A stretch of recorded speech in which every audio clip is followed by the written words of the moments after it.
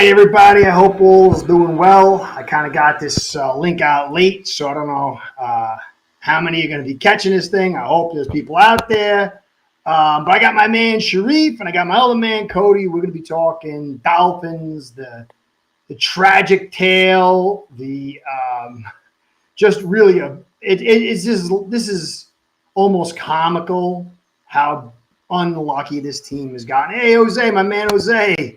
Thank you, buddy. Make me feel like I got some friends out there. Appreciate that. You're the man for being here, brother. So I want to get into the viewers' comments a lot tonight. I want to hear Sharif because Sharif's a great guy, man. He really knows the game. He's really smart. He's very like well spoken. I'm more of like the bull in the china shop, and he's like the metered professor. And then Cody, man, he's a nice guy. He sits back and he sniper fires. I want to talk about the Sealer injury. I want to talk about Hill if he's injured. And if he doesn't play this week, I'm really upset because he did some stupid thing.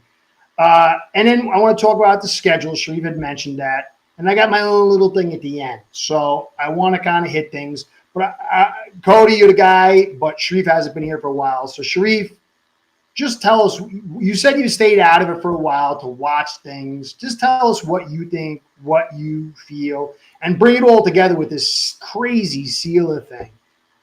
Because this is bogus, dude. It's the last straw. It's like the straw that broke the camel's back for me.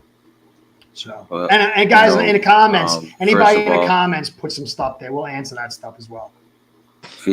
I was going to say, feel free to contribute, to agree, disagree, different point of view.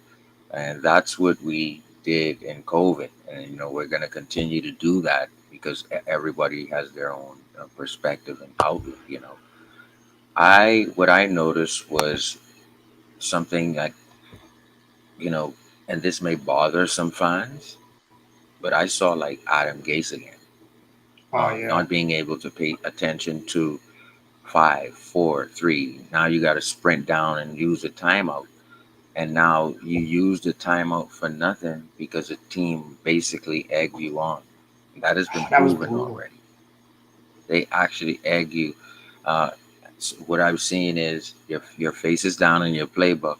You're not able to delegate substitutions in time. You're not able to delegate, like we said many times, use a 6th offensive lineman. Well, you're not able to predicate that because you think you're 3 steps ahead of the first down, and so you're really not worrying about personnel advantages, or you can't do these things. Be a head coach, become a head coach, grow to being a head coach. Another thing, I would go back to Flores. I remember when Xavier Howard did 50 push-ups because he missed an interception. And then he went on to a streak to catch his next 3 interceptions. That's when he had the 10 interception season. But Xavier Howard, for goodness sake, went right in the front of Flores, did his push-ups because of his mistake, but also ran to the TNT wall. Yeah. He ran, and that was after the game. And so what does that say? It says that somebody is accountable. It says that Julian Hill is escaping a lot of accountability. And because of that, it's a friendly Disney World house. It's become a circus in that aspect to where nobody's being held accountable. And what is really happening is now you have Tyreek Hill laughing in McDaniel's face late in the 3rd quarter when we're losing. And Waddle. He's laughing in McDaniel's face. So I'm seeing Adam Gase again, and then you cannot delegate at all. At least Adam would try to delegate during the game other aspects of a head coach.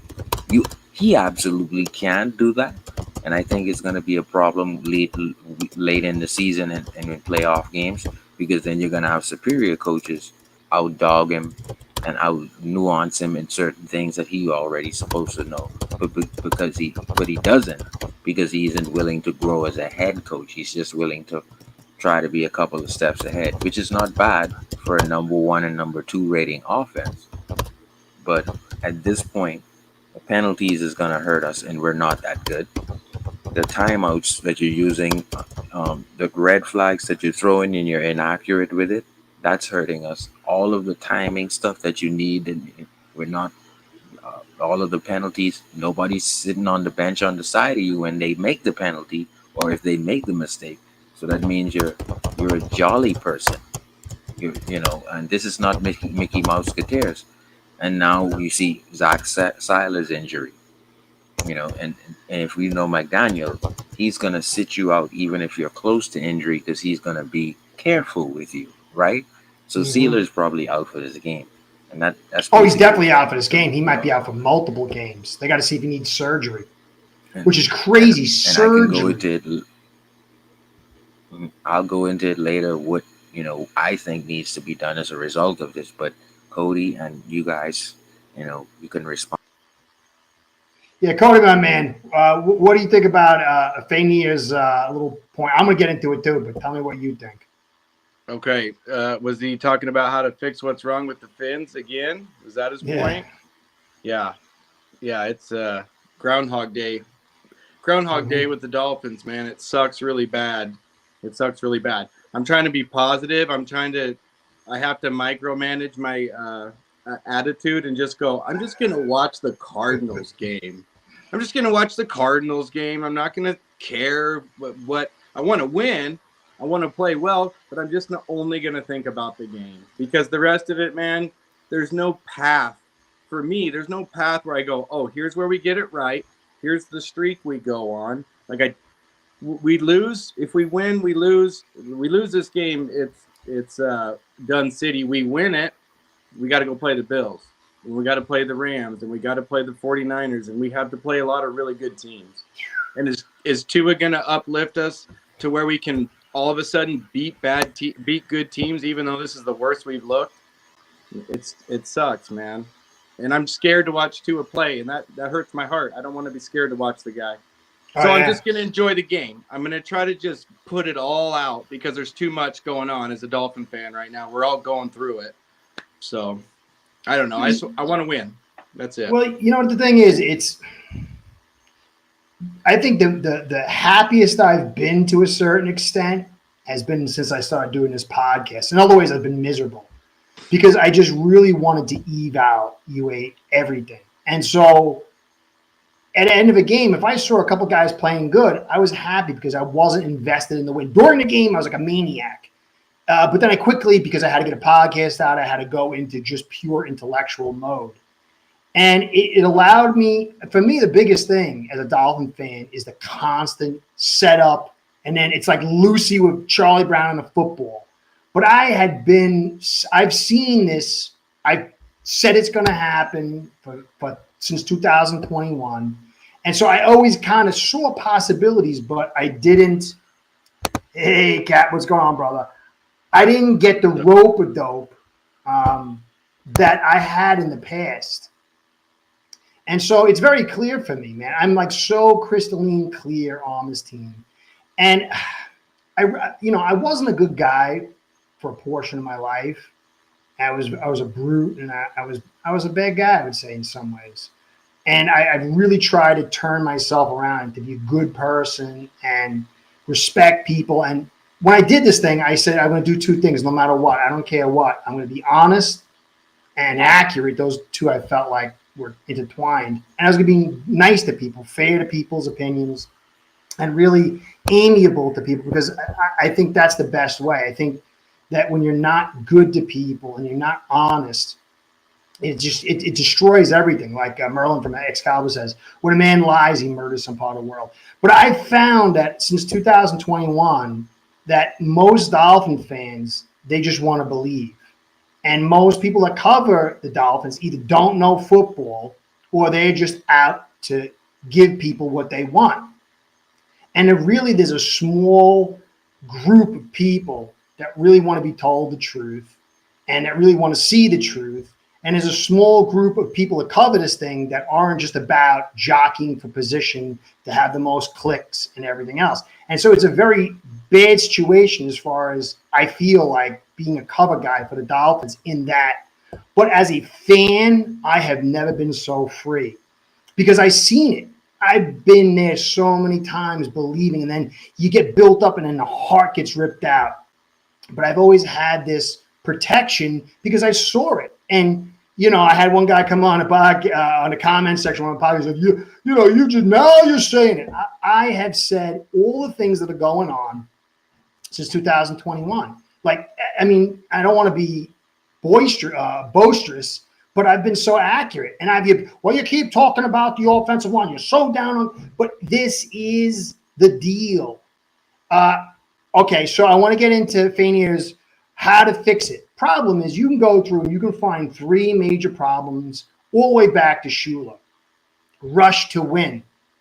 We saw that with Shula in 1995. We saw that with Jimmy Johnson. We saw that with Saban. We saw that with Parcells. And now we've seen it again with McDaniel. Football guy not in charge.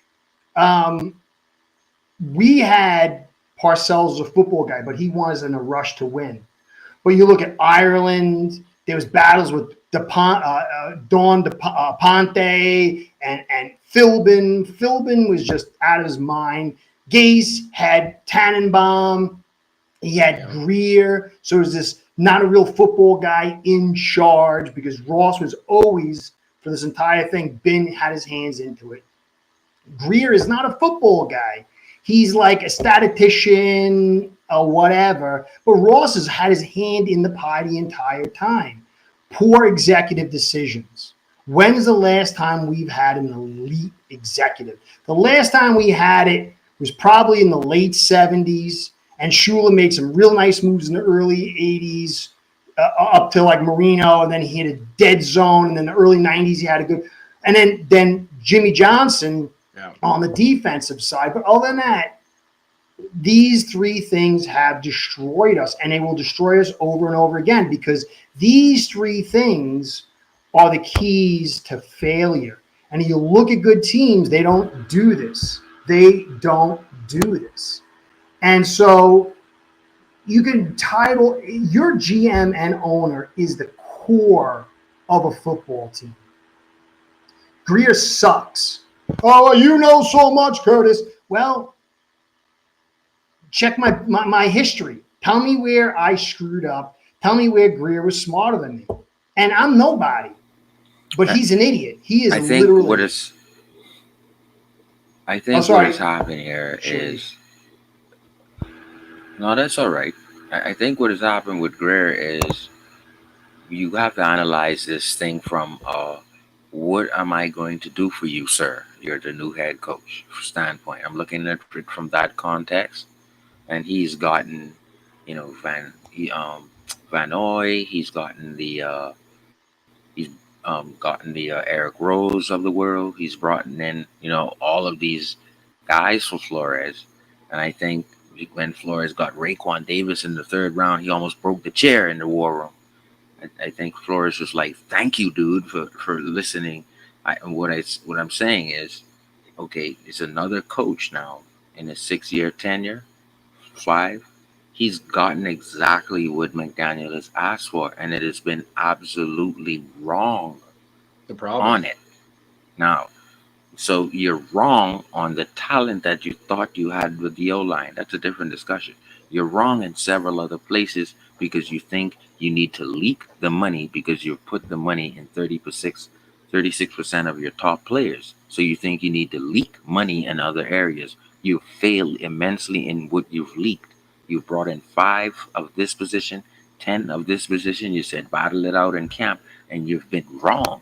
So you're trying to say now I paid everyone.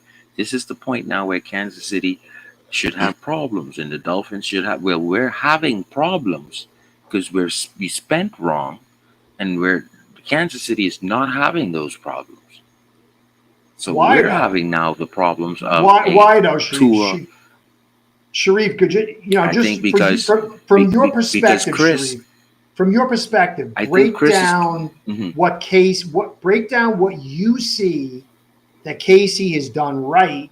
Obviously, let's move off Mahomes. We understand that. But what do you see that Casey has done right and in contrast to what the Dolphins have done wrong?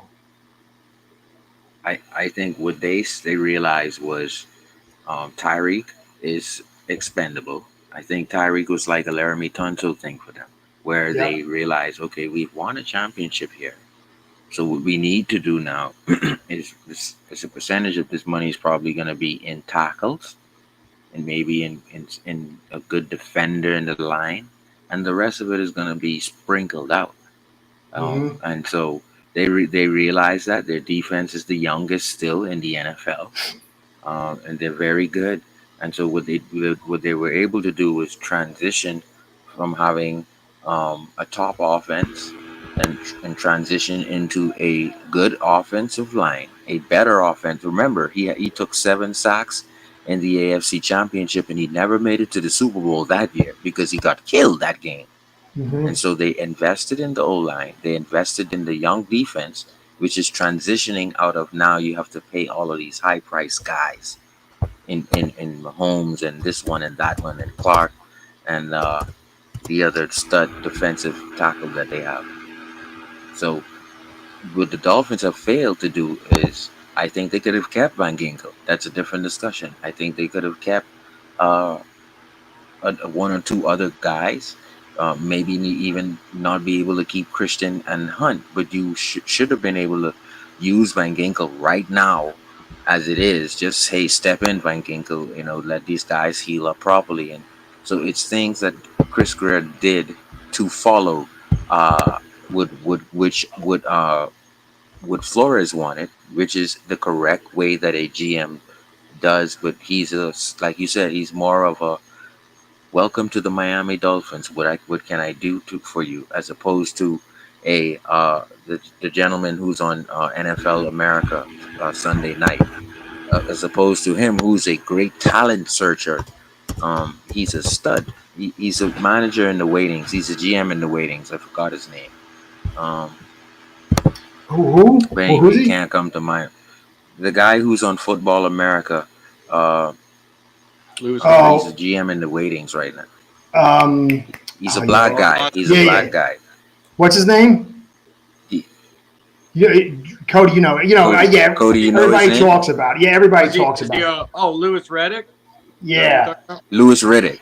Yeah. So Louis Riddick is elite when it comes to this guy can do this and that. Greer's probably the welcome to the Dolphins. What can I do for you? Which to his detriment will cause his job. That's the overall thing I see with difference in Kansas City. Okay, I want to break it down a little bit. So, wherever you look at, the military, sports, your family, whatever, the unit takes on the identity of the leadership. So you look at Casey, the owner, you never hear anything about the owner. I mean, you literally never hear from him. You never hear, real substantial dysfunction at the top. You'll hear dysfunction with the players. And then you look at Brett Veach. He's a GM. He played football in college. He was a running back and a wide receiver. They were able to bring in Andy Reid, who is one of the best ever, huge experience. And they were able to bring in Spagnuolo, who's one of the best DCs, 2 guys who've won Super Bowls. But you get that because you have a GM that people trust. He's not a passive-aggressive clown like Greer is. Oh, it's so funny. The fans what a joke this guy is. And you look at him, he's a pencil pusher. McDaniel's a pencil pusher. Ross is a pencil pusher. They're all the same. Now, I see Jose says, don't blame McDaniel. No, I don't. But again, you can't have a GM that goes to the head coach and says, whatever you need, because that's not his job. He's the head coach. He's not the talent scout. You got to have a GM. You look at Bean with McDermott. They want stuff, but he's like, no, you're going to get this because he knows the talent. So, and I don't believe that Chris Greer totally bent. You go listen to Brian Flores sitting with Chris Greer, and Chris Greer is like, I had to practically talk Flores to come in and help him with his draft. I was so happy that he did. He was not running the show. We all know if he was, he would have taken the tackle in the first round and Love later in the round. And it's not a knock on Tua, but he was not the guy in charge. By year 2, they shipped off Van Noy, they shipped off Flowers, they let Karras walk. This is a disaster because Chris Greer is a pencil-pushing geek who has passive-aggressive tendencies, and he's weak. So he might defer here or there, but any GM of any sort would have said to Mike McDaniel, are you crazy? You're not going to roll the dice on Zach Tom. You're going for easy. What are you, insane? No, I'll get you next time. I mean, so this is what people think, that it's a cuddly, feel good. No, you need somebody in charge who says, I'm making executive decisions. You want this. I think it's not good. I think it's not right. If it plays out and I'm right, then next time I'm still in charge. But if not, I'll listen to you a little bit more. But I'm in charge. But you don't have confidence in Ross. That's why nobody of any soul comes here. They don't have confidence in Greer because they know he's a yes man. And they've stabbed how many people in the back for all these years? Who's coming here? And then you got guys that are soft. Mike McDaniel was a run game coordinator. Why don't you build him a great run game and let him develop? Why would you bring in a green run game coordinator and then try to go all in now in a pass-happy offense? It's totally insane. He's incompetent. I think Mike McDaniel could have been developed better, but obviously, like everybody else that comes here, they screw them over with bad framework. I mean, every year it's a new DC. Is that good for this defense? I mean, Fangio, we got to get Fangio. That's no good. Then they're arguing. Him and Greer are having problems by the end of the season. And he goes, and he's an idiot. And then I got Weaver in here. And then who knows? Maybe next year. I mean, it's a disaster. I totally agree. I feel bad for McDaniel. You know what I noticed? Sorry, Curtis. Go ahead. No, keep going. I did my soapbox yell. So you're up. Cody mentioned something earlier about he doesn't see a way to say what is the problem and how we're gonna fix it. I totally agree with that because, like, the physicality is not there against the Buffaloes of the world, the Kansas Cities of the world, the San Franciscos of the world. It's just not there. Even the Phillies of the world. So the discipline is not there. 9 penalties, 8 penalties a game, 100 yards of penalties a game. You're killing yourself. These are things that Flores not only would have not allowed that, you wouldn't have seen it because you would have had a place to sit on the bench. You wouldn't have seen it again because guys knew there was a warm bench. Hey coach, I'm gonna get you back. Oh, you're gonna get it back. You're gonna get it back in week 2. You're not playing anymore in this game. And that fear would have guys. And Patrick Graham taught fundamentals. He taught leverage. He taught arm chops. He taught inside swim moves. He taught the things that you need to sacrifice so a guy like Odba could get 9 sacks untouched. You do the things to sacrifice for your other teammates, so you bring down the ball carrier.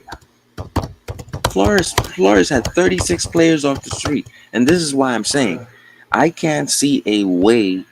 Even if Arizona is blown out by 2 touchdowns, I don't see a way. I don't, and we will get pounded by Buffalo after the Rainbows are beating Arizona, who's not a really good team. So to me, it's like, I don't want to see, like I said, I don't want to see it torn down to the studs. And I don't want to see Tua It has to. No, it has to. But it has to. It has to be. And it doesn't mean Tua has to get disposed of. In my build, I'm going to do a podcast. You could totally tear this thing down and still keep Tua. Because you have to understand, a quarterback, if you can get him right and get him healthy, and you can if you hedge your bets and you build right around him, he's an asset. And then you get another quarterback. And then whoever's the best guy, you keep, and the other guy, you try to get some value out. I just want to say 2 things. Flores didn't fire his offensive line. He can't fire players. He can bench them. But the offseason is controlled by Greer. And because it takes a writing of the contract, a canceling of the contract, and Flores can't do that. So that was, and he got all that stuff that they're telling you that Flores did. It's not what he did because he couldn't get rid of Van Noy. He couldn't trade Flowers.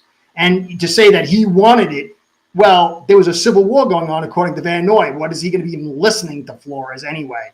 So Greer listen, it's a suit hustle. After 2021, they made Flores out to be, not to say he was perfect, he has flaws. He was in a very toxic environment, but everything, dude, the Kennedys were assassinated by Flores. The bombing at 9/11 was by Flores. Everything was done, and the media backed it and pushed it. And then Greer was just a nice guy trying to help everybody. And then all of a sudden, little things started creeping out over the years, and nobody even wanted to talk about it. Nobody even wanted to mention that. But actually, only Tuanon, Curtis, only Tuanon pushed that. Because once again, why would no coach with a salt and GM with salt come here?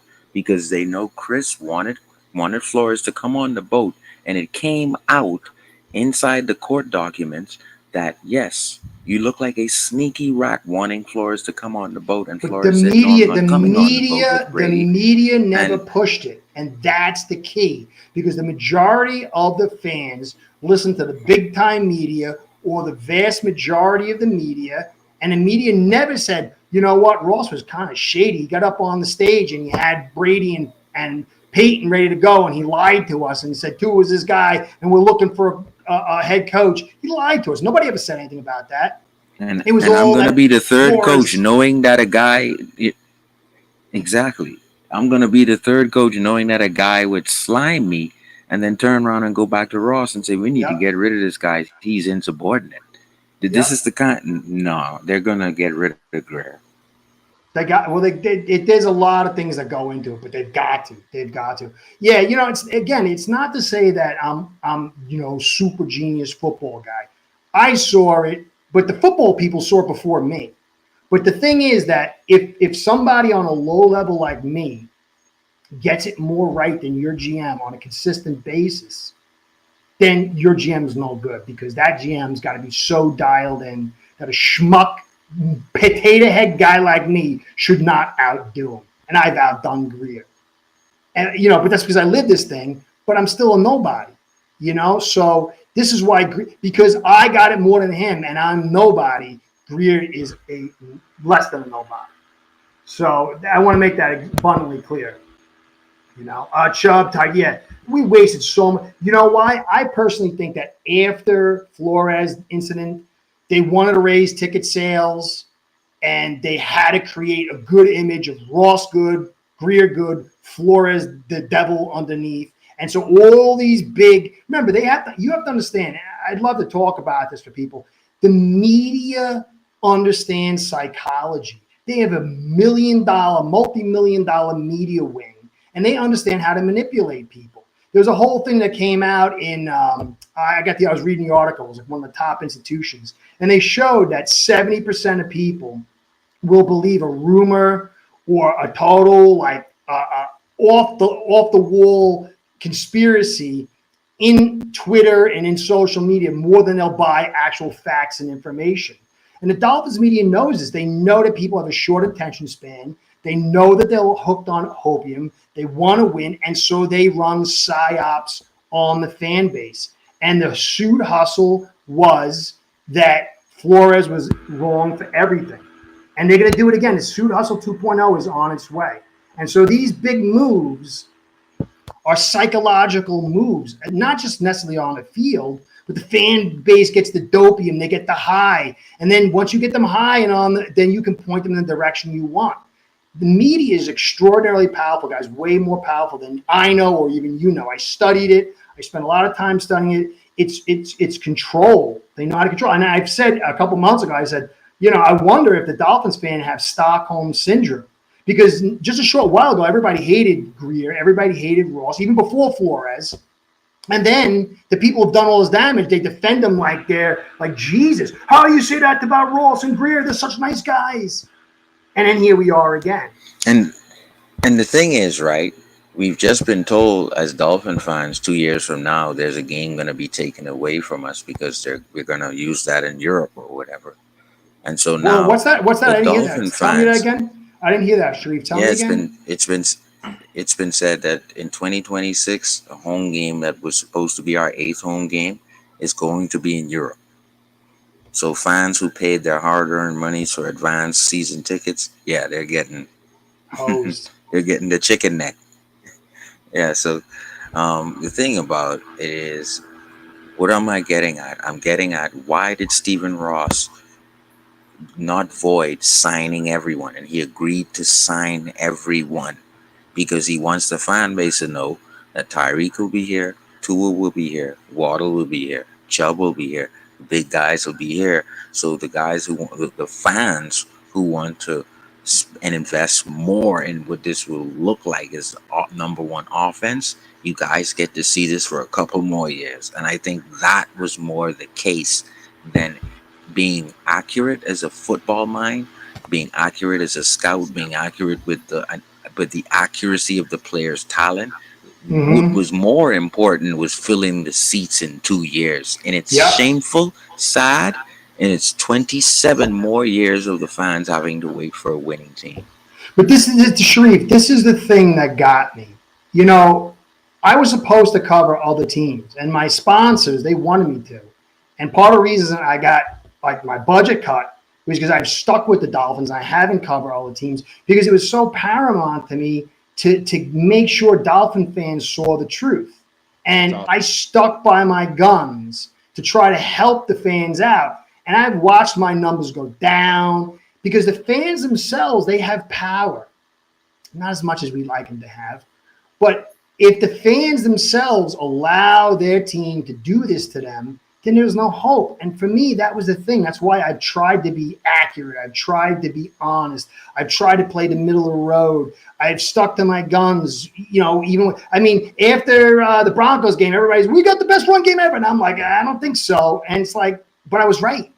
But fans have to want media content providers that are not working on their emotions, that are trying to do the right thing. Journalism, holding the team's feet to the fire. And if we're not united, they're going to run Suit Hustle 2.0, and you're going to get another cycle of BS because they know they're making billions. They know they got the Formula One thing. It's a scam. You're being scammed. And I did my best over the last couple of years to try to be a journalist. There's guys out there that really try.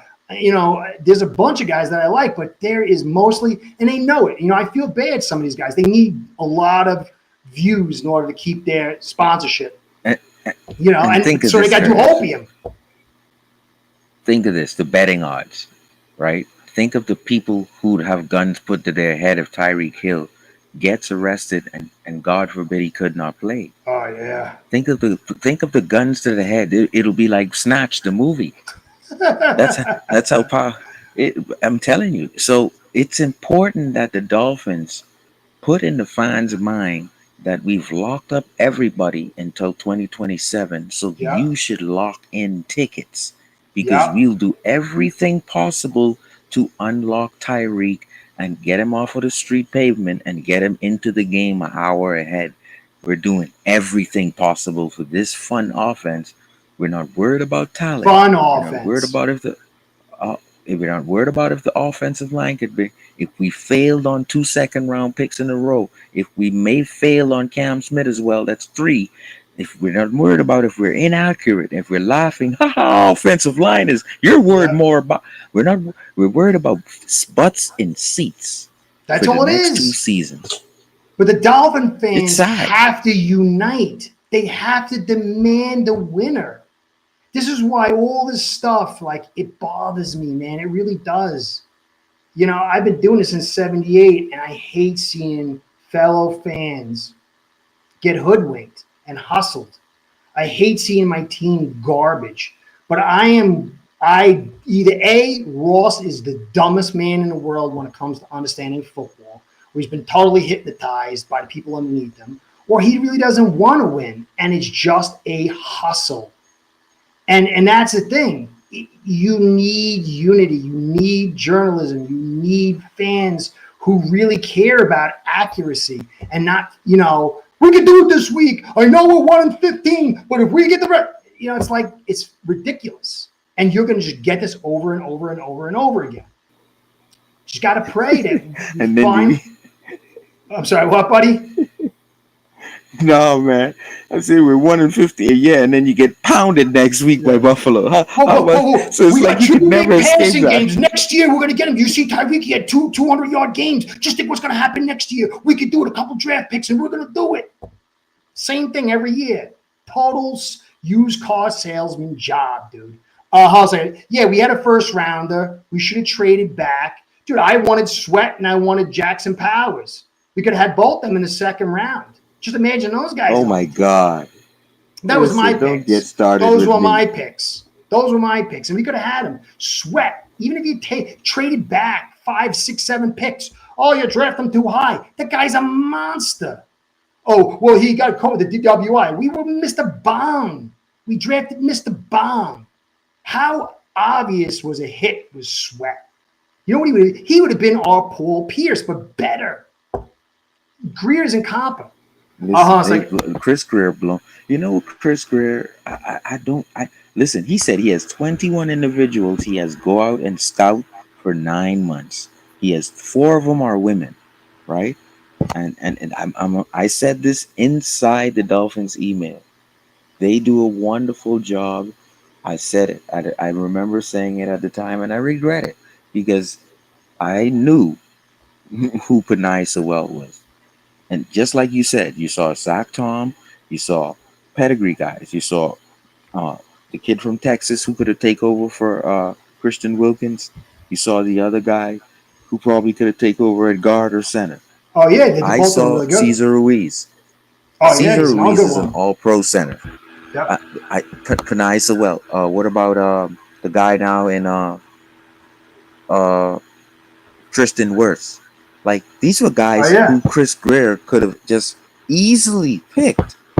We may not have gotten Waddle, but we would have had Tua, Panay, Tristan Wirfs, and Cesar Ruiz. Your middle and your ends are set.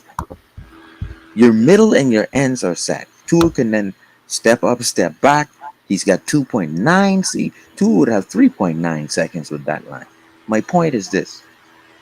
You said you were accurate with your offensive line picks, and I can prove to you where you had the opportunity to get better pedigree, and you blew it over and over and over.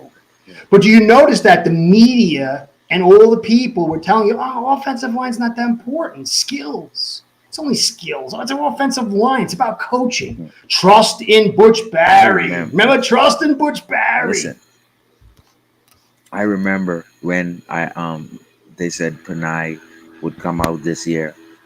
I basically said I would run to the podium falling down to get Panay Sewell.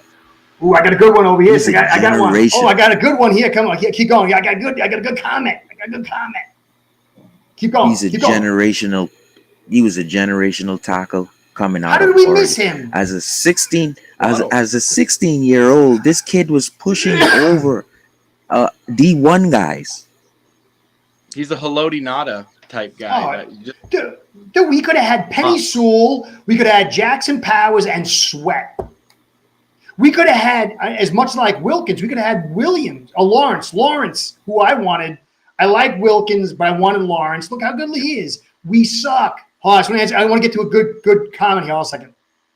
Peyton had years to develop. Yes, it goes back to my first rush to win. You can't rush greatness. You've got to build. This is the consistency. It's not consistency in garbage. It's consistency in building the right way. They said they want to do it in 2019. Maybe Greer and Flores did, but Ross didn't. And then Greer folded like a cheap lawn chair. Hold on a second. I want to do this one. Steve Malloy. Steve, what's going on, buddy? Steve, Curtis, what's up, Steve? I worked with a PsyOps unit in the military. I've studied for 15 years. I've studied psychological conditioning, psychological manipulation. It's something I've been fascinated with a long time. I come from a military background. I was in journalism. Understanding psychology it's key in order economics and all this. The media manipulation, and obviously you know more than me because you were, hands-on. The power to control a person's mind is so far beyond what anybody really understands. You have to understand that the eyes are the windows to men's soul. It's not just a phrase. The eye absorbs images, and those images can sometimes never be erased. This is the problem with pornography and seeing violence. Say if you're a soldier or in a certain cop or something like that. But understanding how to manipulate the subconscious. If you look at an iceberg, you see this giant iceberg. It's a small piece. Underneath is the massive 10, 15, 20 times the size. That's your subconscious. What you perceive through your consciousness is the smallest amount. And most people do not know how to introspect and analyze their subconscious. But the people in power, it goes back to Edward Bernays. If you check, Freud's great-grandson was Edward Bernays. He's the father of modern propaganda. I can go through a whole thing, but they understand, well, this is all the way back. The suffragette movement with cigarettes, all that was a psyop. And they've perfected their ability by using mass media, especially with the eyes, even flicker rates, subconscious imaging. All these things are at the disposal of the people in power, and that includes the Dolphins media. And so don't think that anything they do is without intention. And that intention can be more powerful than you can ever realize. And it's only football, but you can still easily be manipulated and mind controlled because that's what media, propaganda, advertisements, what do you think everything's paid for? Advertisements. Yeah. Every little placement of something in the video, everything that's done is to create the subconscious to be influenced. And then so in time, the subconscious influenced the consciousness. And then a person doesn't have the tools to operate down below underneath the water to the largest part of the iceberg. And so they're just mindless victims that are being puppeted and controlled.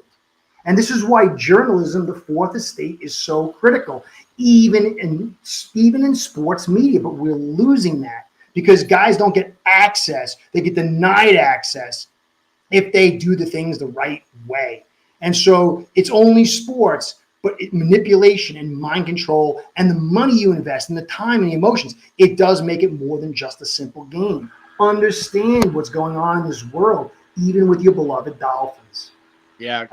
If I could speak on, I guess I'm not speaking on Ross's behalf, but I believe Ross wants to win.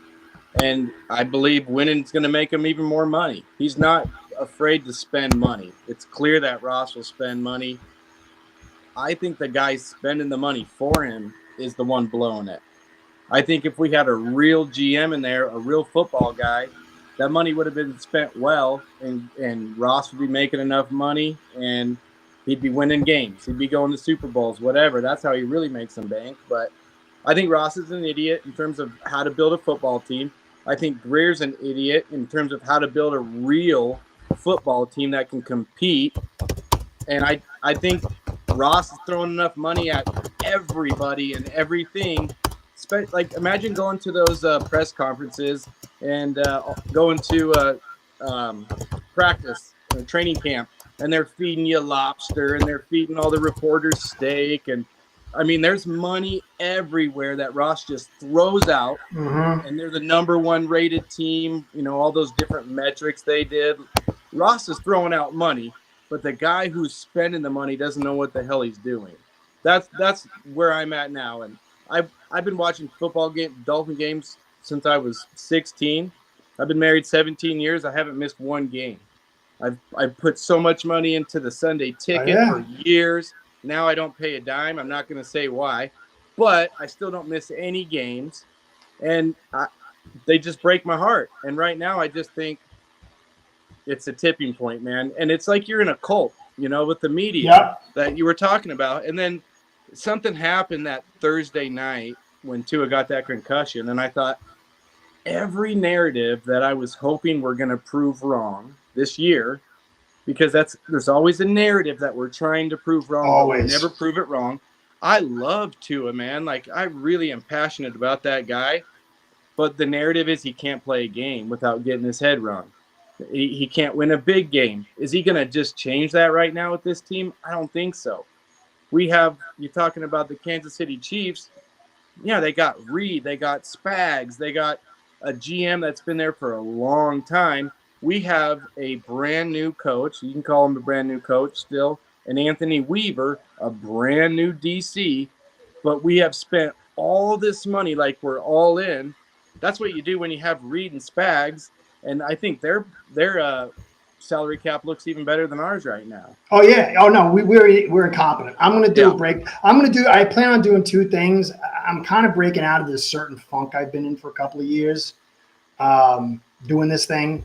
I'm gonna make it an impassioned podcast that Ross that he'll never hear, and I'm gonna break down how I'd fix the team. But I want to get into this. What's your psych evaluation of the two-winners? There's two sides. There's the two-winners that think he walks on water, and then there's the other side that says the guy can't play football at all. And this is ridiculous. These both are insane. Now, you look at Mayfield. If I took Mayfield out and put Tua there, if I took Goff out and I put Tua there, if I took Darnold out and I put Tua there. Yep. So think about this. Okay, so this guy was an all-time great in college. I didn't want to draft him because of the hip injury. And there were certain things I was like, oh, I really like Burrow. I mean, before the day where I was told I was supposed to like Burrow, I was like, I want him. Then I knew we couldn't get him. I didn't want Herbert. I didn't really know much about Love. I'm not really good at college. But I studied Tua and Burrow. But Tua, I was one of the first guys anywhere to say, hey, man, look at this kid's release. This was like offseason 2021, like January, February. Nobody was talking about his release. They were talking about maybe anticipation, his accuracy. I said release. That's an elite release. His anticipatory throws are elite. He's got nice mobility. He really never had concussions. But the problem was he's been beat up so much. He didn't get an offense designed to accentuate his talents. Would it have been enough to win a Super Bowl? I don't know.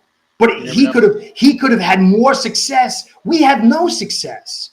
If it was me, maybe I would have drafted him, maybe I wouldn't draft him. But if I did draft him, I would have certainly designed this offense around a tight end, run game, offensive line, and one receiver. I wouldn't have spent 2 firsts on Waddle. I wouldn't have traded. I even did a podcast a couple of weeks ago. I said, look, every year these free agent awesome receivers are out there. You can pick them up. Nobody's getting rid of offensive linemen. No one's getting rid of a stud tight end. Go get them. This way he's not in the lottery to take the hits, to get injured, and he's not carrying the team. Let him be a piece, and you build this thing the right way, and along the way you might find a quarterback. And look at Knicks. We could have had a 15th pick and picked up Knicks along with Tua, and then you know what? Hey, Knicks is really good. Let's move Tua for a second. You know, but you have to build the right way. You cannot rush to build the win. And you got to have a football guy in charge, and you have to make good executive decisions that you can't throw multiple picks away like you're a drunk at a bar. So the people said Tua can't play. It's ridiculous. You don't throw for these kind of yards. And you can see it's not just Hill because they put all the quarterbacks in and they couldn't succeed. You saw him with Mahomes. He never had years like he did with Tua. But Tua's quick throw is bailing out Greer and McDaniel because you could have a good offensive line and a good tight end, and then you occasionally add in the quick throws to the pocket, and then you have times where you do other things that push the clock up, and then you run the football and run the play action. The release works on play action. It worked great with a great tight end. So, but the whole thing is that they needed to throw this thing together quick. They screwed up on Eichenberg with a second and third. Jackson sucks. And so they went out and they got Connor, which is a nice move. They had Hunt. They're like trying to throw it all together. How can we get this thing to run? We've got an OC who doesn't really know how to call so much, so we can schematically throw these things out. That's why you don't go to the line of scrimmage and make audibles, because he doesn't. Then he has to game plan more and he has to put more stuff in it. You could just have scheme mismatch, and he could throw the broad-based thing and just make basic calls. And then you can get by. But it's Tua doing it with Hill and Waddle. It was a smoke and mirror show to get this thing looking pretty good so you can get your 30% ticket raise. So the guys already on the left, there is mind controls, the ones, the Tua's on. He's a quarterback with pretty good skills, some elite traits, some weaknesses, but Mayfield, Darnold, and Goff. So I just think that but the media understands. It's polarity. It's divide and conquer. So you create two factions that are emotionally invested, and then you create a media yin and yang so you can drive your media circus and you can get your cheap clicks without having to actually present real information. And so the people who hate Tua, they're the ones that play the opposite to the ones that love Tua, and Tua has been used like a clown. And I think he's finally coming to that realization. And I think that's why he was probably so pissed when he showed up, because he's going to be sacrificed. Do you remember what Dilfer said when we drafted Tua? I think it was maybe year 2. Maybe it was right when we drafted him. He did a podcast, and Trent Dilfer said, the first thing I would do if I was the GM, this just came to me. I'm like, wow, maybe Greer really listened to Trent Dilfer here. The first thing I would do when I became GM and I drafted Tua, I'd go out and I'd get him a Jalen Waddle type, and I'd do that 4 wide and that deep vertical game that he played in college. He said Tua is the best vertical passer he ever watched. Greer went and did that, but he skipped a really big step. Look at the offensive line that Alabama had. Look at the lines he played behind and the running game they had with Najee.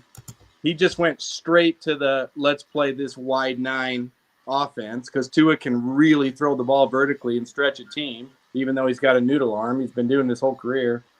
But we just missed on the biggest part of, you have a short, small, injury-prone quarterback that you want to give him time to throw deep to these really fast receivers.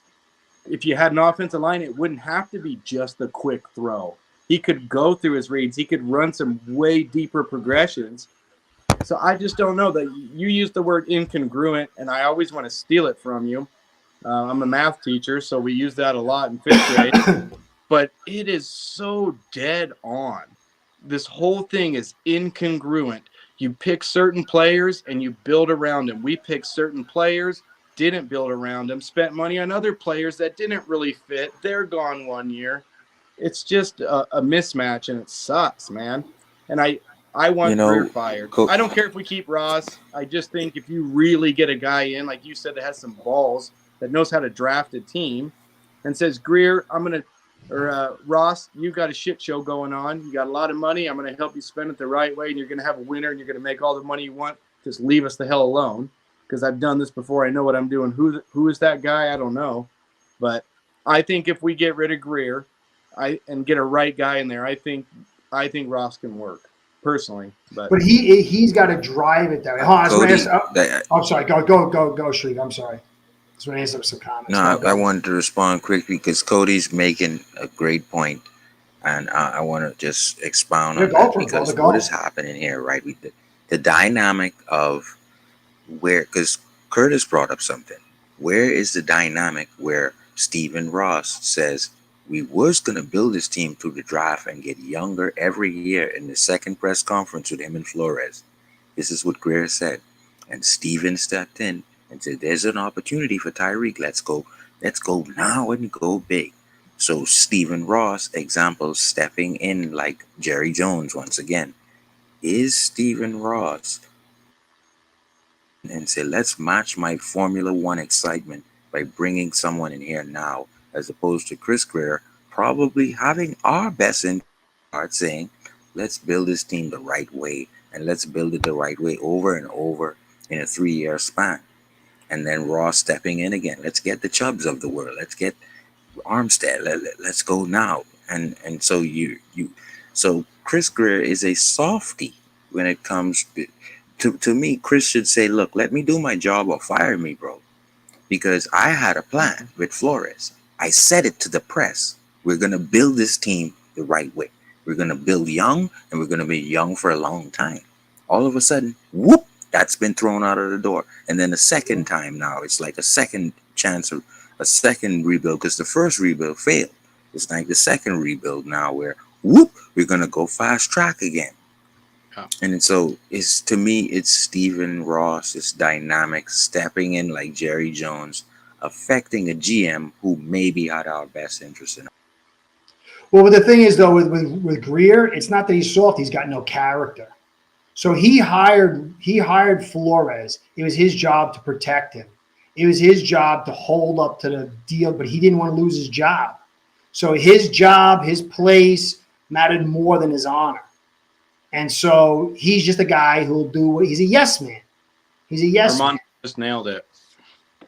Armando Swaim just nailed it. So there's no vision from anyone upstairs. It changes from coach to coach. And Greer's a coach's guy. He's going to go get the guys they want. But who are we hiring? First-year coaches that were coordinators. We're not hiring anybody who's experienced that will go, Greer's going to really go, okay, this guy knows what the hell he's talking about. He's ran a team before. He's had success. No, we're hiring first-year coaches who were coordinators or run game coordinators. We're not hiring guys who Greer should be listening to intently on who he's going to pick. And also, too, I think that he gets these guys, and there's no way that Chris Greer, with that arrogance that he would go on and make fun of fans the way he did, is not making these decisions. Like, there's no coach that said, hey, let's trade up for second and third for Eichenberg. No shit. So I think that the people he gets are people who are yes men too, that just do what he says, and maybe they agree with them or whatever. But I think that this whole thing that Chris Greer just does what everyone says, I think is bogus. And if it is, he's just an idiot. It's bad either way.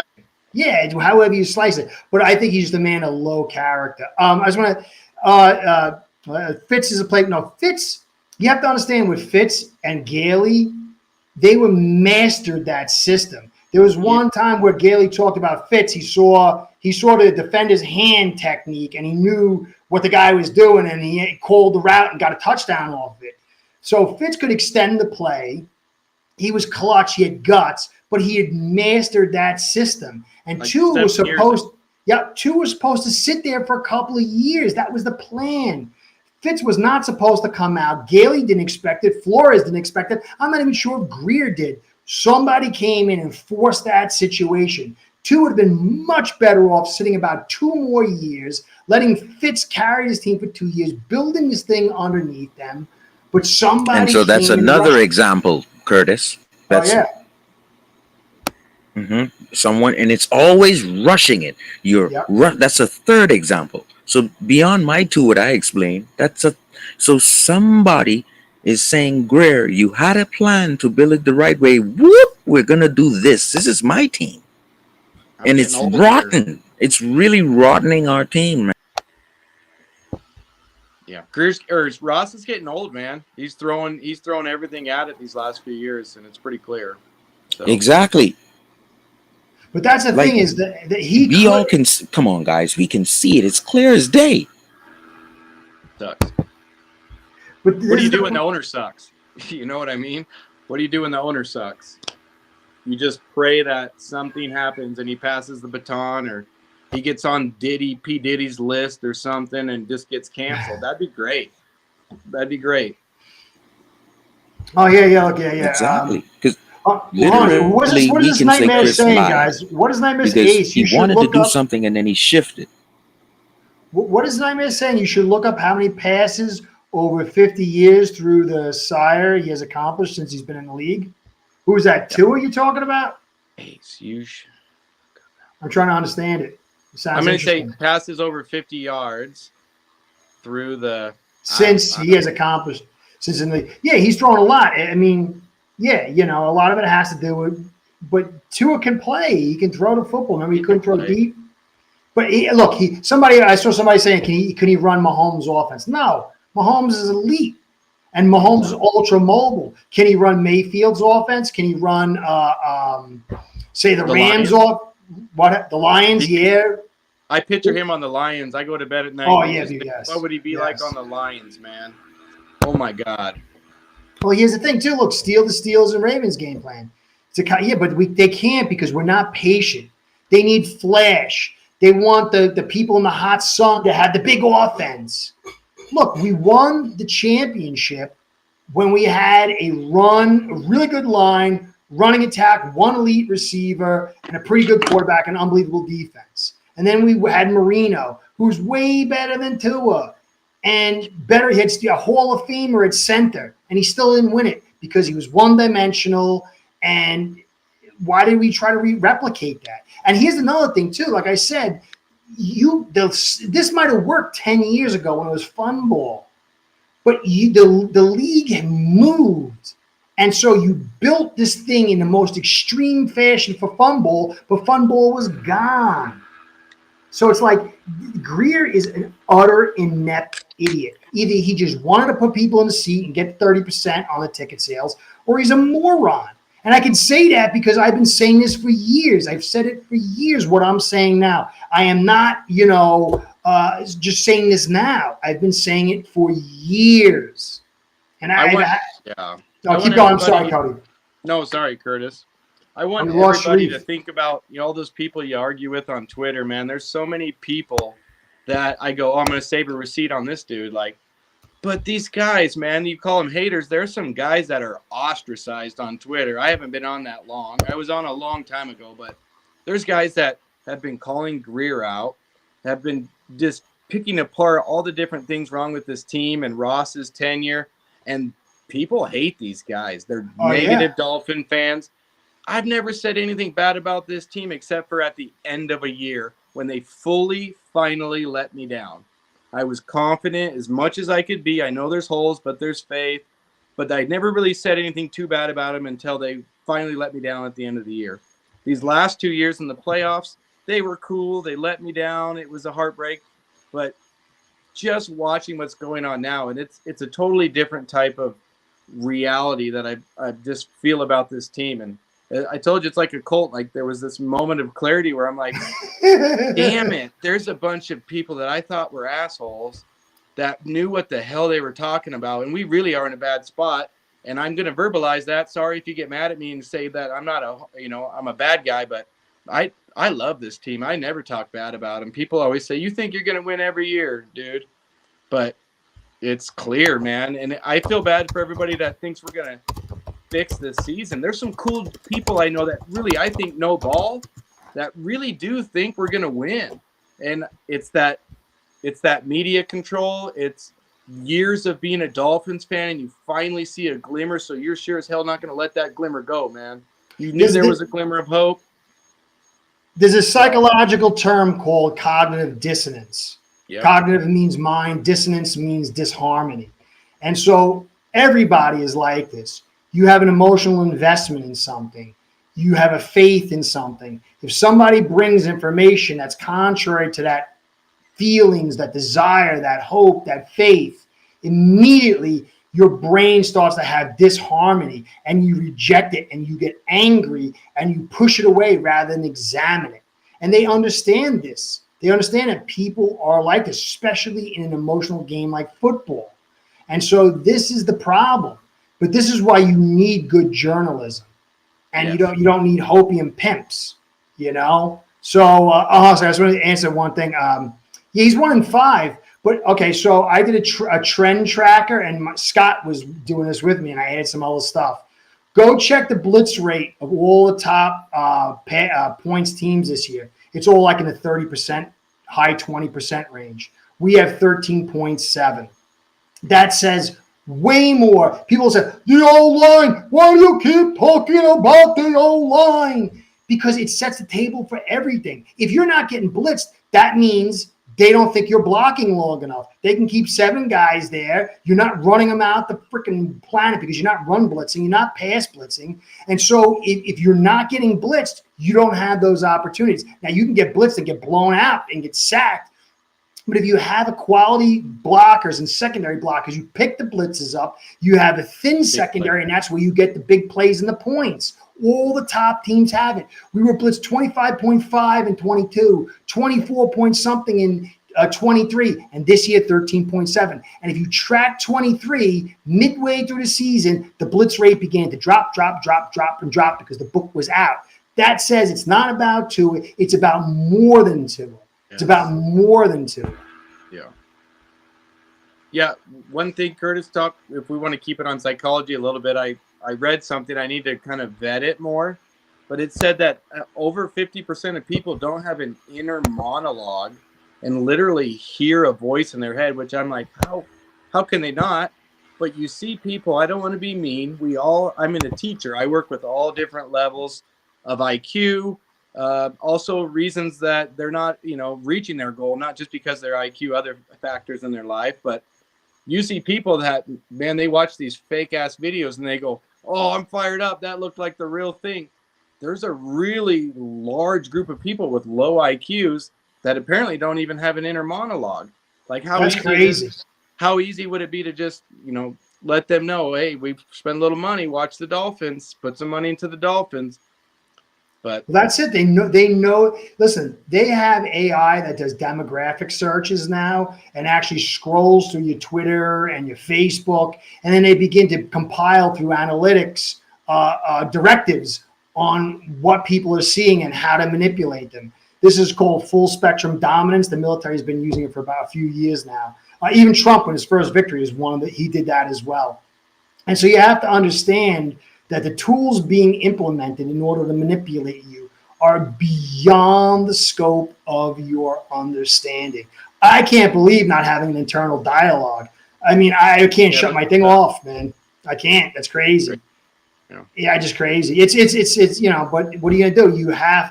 They understand if they can move this block of people, then they can control everything. But that's why you need people to kind of, if you say someone doesn't really know the game so well, you need good journalists, you need fans that are savvy, and more, because people are sheep.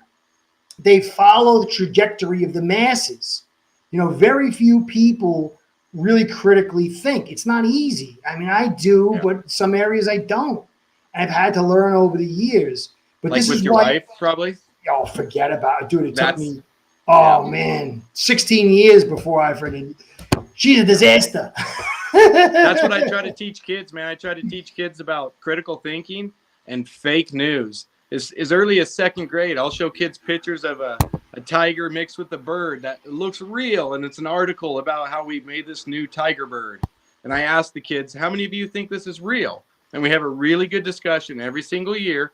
And the whole goal of the lesson is by the end we go, yeah, we really need to think about the stuff we see and read, because we can get fooled by a really official looking article about a tiger and a bird that can do all the things that a bird and a tiger can do.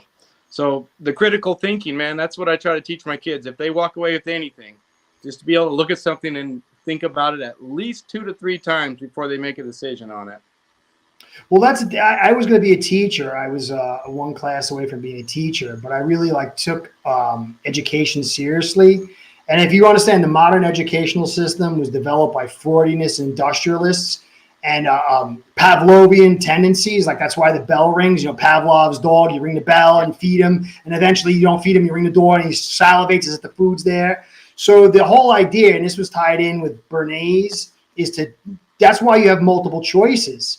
It's supposed to be written answers for critical thinking, but they can't process it quick enough, and they don't want that. They want better workers. They even said when they created the modern educational system, it was about creating better workers, not independent thinkers. And so there's a major underpinning of what's going on in the world, especially in America, because then you merge all the techs. And then you merge, I wouldn't say it's so much low IQ, it's just easily conditioned. People have been conditioned for a very long time. And so it's a major problem. It's a major problem. Yeah. The good schools in the towns that aren't overrun with poverty or crime, we have the right people training us, teaching us things like that. It's common knowledge in my school that the way things have been going on for a long time aren't really the best way.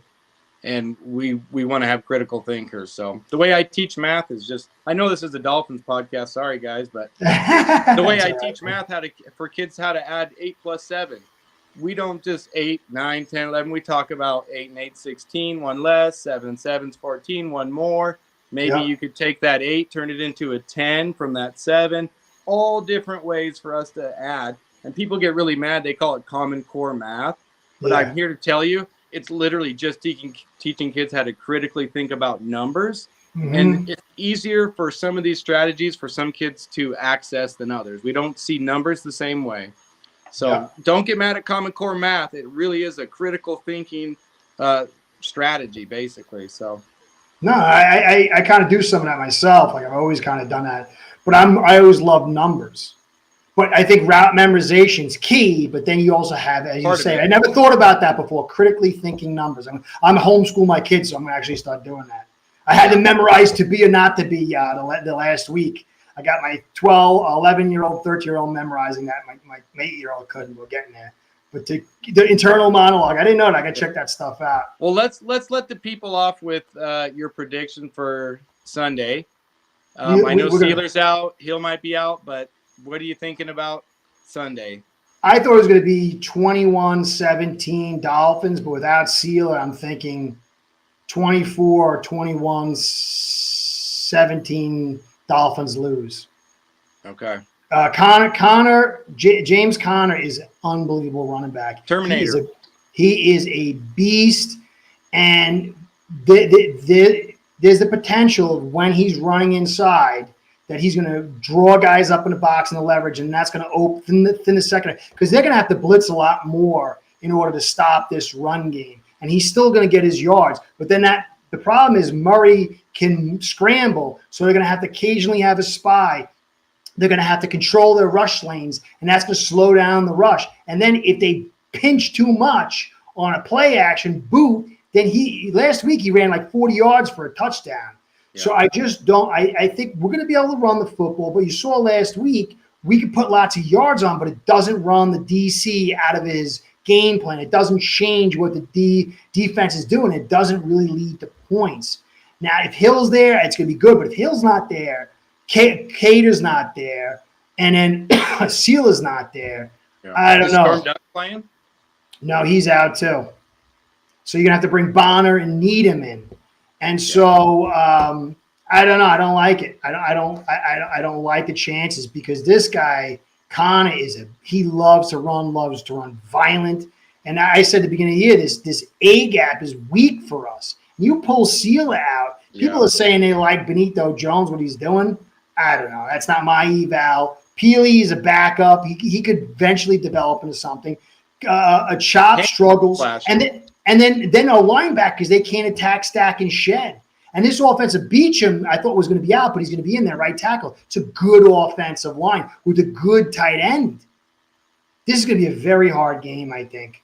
I think it's going to be because they play zones, and they don't blitz. They only blitz 27th in the league least, and 20% of the time, which works. They're just going to play over, slow down our pass game, force us to run underneath.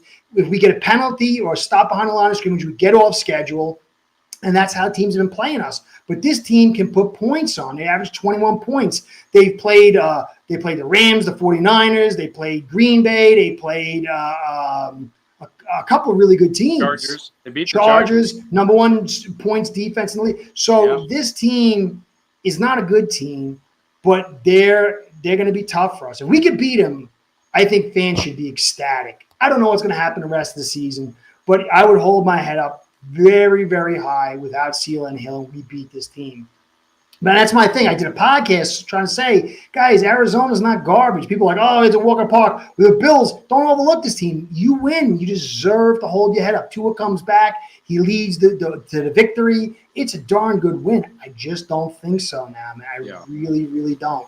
I hope I'm wrong, but that would be my take. What about you? What do you think? What's the score? Well, I just remember I used to pick games a lot. I still like to pick games, and I feel like I have somewhat decent accuracy. I'm always in the top of whatever pick'em leagues I'm in. I'm going to ask you. I never win them, but I'm always like, I'm a Dolphin. I'm close, you know? That's cool. I remember picking against the Saints, and it was week 1 after the hurricane, Breeze, Peyton. And in my mind, I thought, oh, man, they're in disarray. There's the hurricane stuff going on. Like, they're a new team.